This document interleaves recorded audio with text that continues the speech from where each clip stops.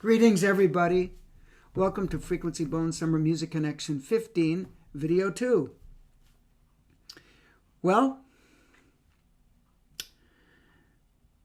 you know, in this summer studio class,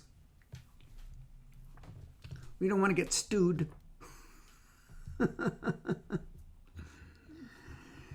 We want to stay fresh.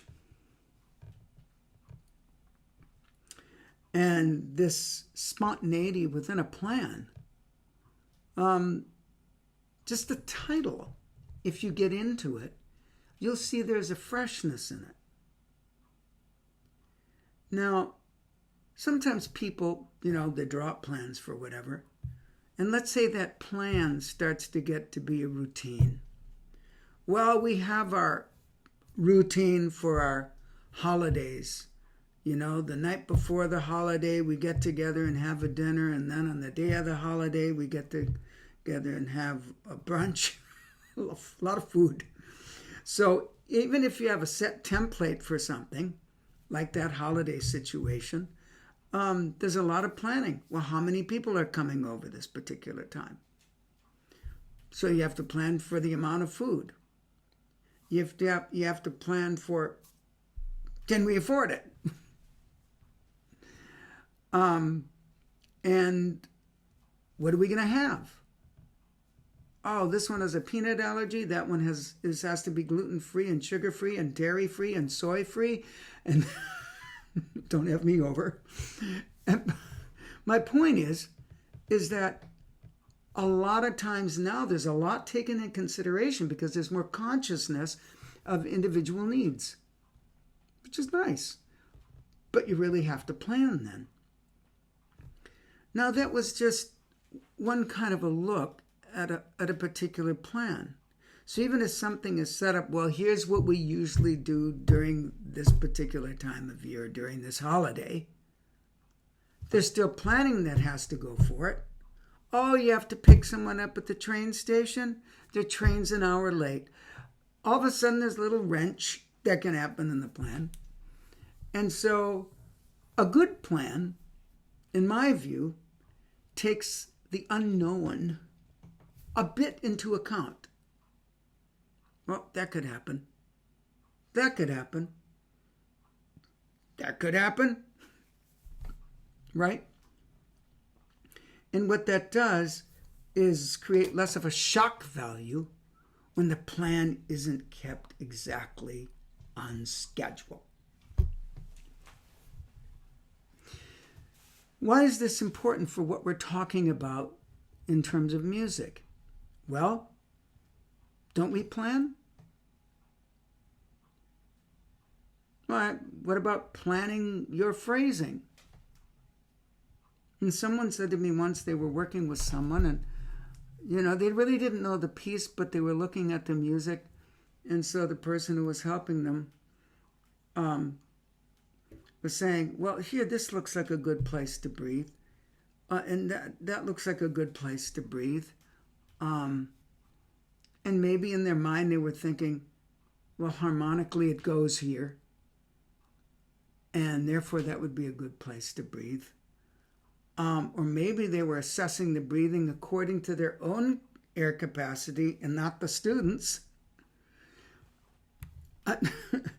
And all these kinds of things. And dynamics are involved, aren't they? And tempo fluctuations many times. And if a composer is writing in, dolce here, misterioso there, maestoso here, lots of accents, not as many accents. How if we don't have a relationship with the piece, my question is, how can you actually find out where you're going to breathe? How are you going to find out where you're going to breathe if you're just going by some idea of what the basic music looks like in front of you? Because if you have a relationship with the piece, okay, that's going to dictate a lot of other things. And so one of the things I'm emphasizing here is when you have a living connection with something, and it can take a while. So let's say someone calls you up and, oh, hi, by the way, we need a horn player immediately for this. We have a concert in 2 hours, and it's a pop show, and you've been recommended to come in and sit in the section, but we're not going to have a rehearsal. That's an unusual circumstance. You do the best you can. Doug Yo, who was a colleague of mine for many years in the Boston Symphony, said to a sub, he said, look, just don't play in the holes. Speaking of taking a plan and going, just don't play in the holes. Obviously meaning when there's a rest, don't you take a solo and go pop where everyone else has done it already or haven't done it yet. Which was very, very good advice, very clear, right? And so certain situations are going to call for different approaches. Many freelancers might have their whole little plan toolkit of do's and don'ts of what you do when you're called in to play. John Swallow, who I studied with for my short time at New England Conservatory, and we had a relationship after that time. He said to me something like, look, when you're called in to play, don't start playing the first, if you're not playing first, don't start playing the first player's solo licks. Don't start doing your most wild stuff and everyone's wondering why you're doing that. You're drawing attention to yourself or making other people feel a little lesser, or, you know what I mean? Just kind of go in, do what you need to do to get some stuff going, and that's that, and be a decent person. And so that's a plan. And then a lot of people are thinking, well, how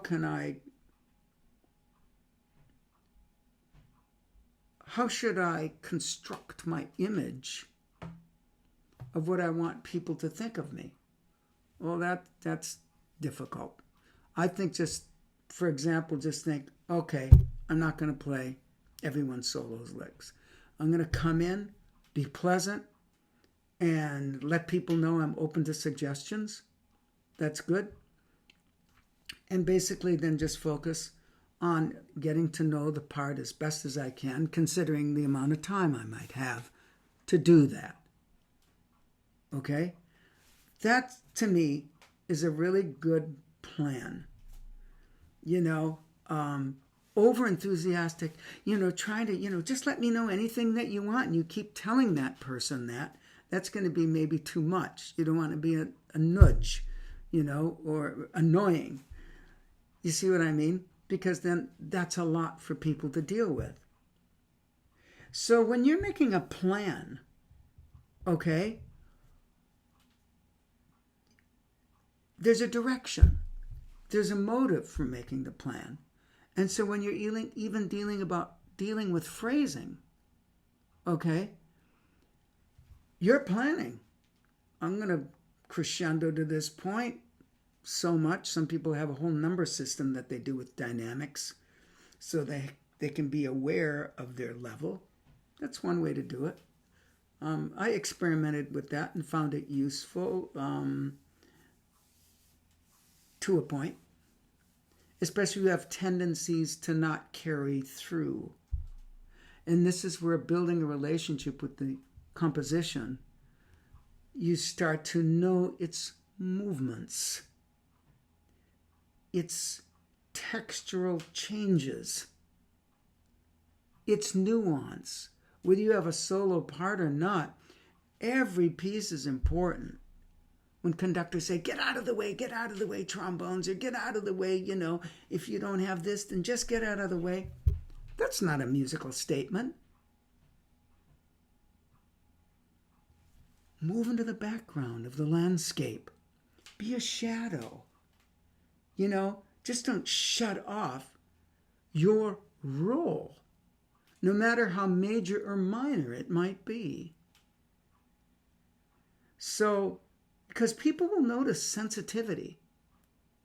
And they'll notice, well, the person, okay, I understand they're being very, very safe right now. I could have used a little more support. So safe doesn't always sit well with everyone. They'd rather feel, oh, someone's with them. There's an energetic component. And of course, now you get into the realms of ego. Some people really don't like to feel like they're being shown up at all, even if you're just trying to play. They get a little worried. You're dealing with humans and different sensitivities.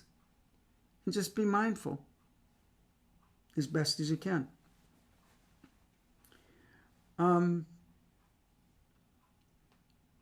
So, having a plan, to think it's going to be an airtight plan, might make it hard to breathe. I think you want a basic outline. And depending on if you have the chance to build a relationship with the piece, that's going to show you your parameters. Okay, I was practicing this in my basement and, I was fine. But then when I get on the stage with a full orchestra and there's all this extra sound, I felt I was being totally swallowed. That's an important thing to remember before going into an orchestra. And if you have a basic idea of how that particular orchestra, or more to the point, the section that you would be playing in, you might want to take some of that into consideration. I always, when I was playing principal, liked the second player to really kind of keep up with me.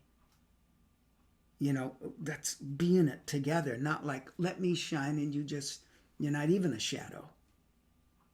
Just don't get in the way. That's not a musical, relationship. That's not a musical relationship. Now, sometimes if that's necessary, I understand, and I think it's important to try to implement that. I probably didn't implement that enough when I was playing second, frankly.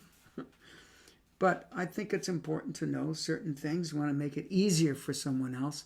But you also want to make sure that that person, too, is inside of the music and just not acting out of, well, I haven't played enough. But there's all sorts of different things. Knowing the music ahead of time is good.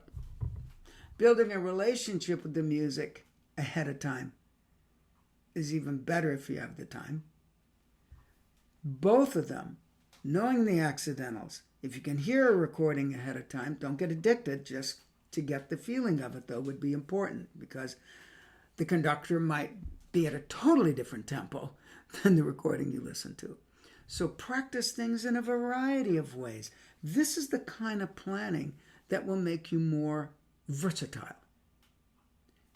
And therefore, be open to spontaneity.